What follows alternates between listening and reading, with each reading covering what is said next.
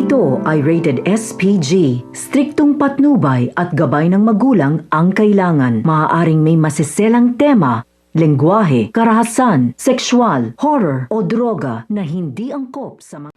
Isang matinding suliranin nga para kay Minchi dahil nasangkot nga siya sa isang pyramid scam dahil hindi niya nga inaakala na ito ngang si Sheila ay isang ngang scammer.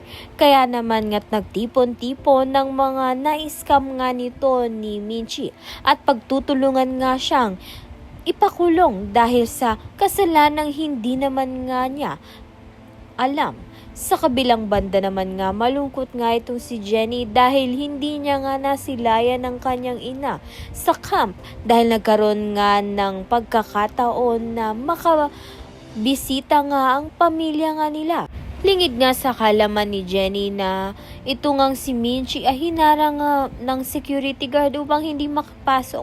Mabuti na nga lang ay nakita nga ito ni Jenny.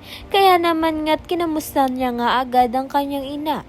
Subalit ito ngang si Minchi ay hindi nga sinabi ang katotohanan tungkol sa kanya dahil ayaw nga niyang mag-alala nga itong si Jenny. Kaya naman nga't yan at iba pa ang dapat nating pakaabangan. Maraming salamat sa iyong panonood.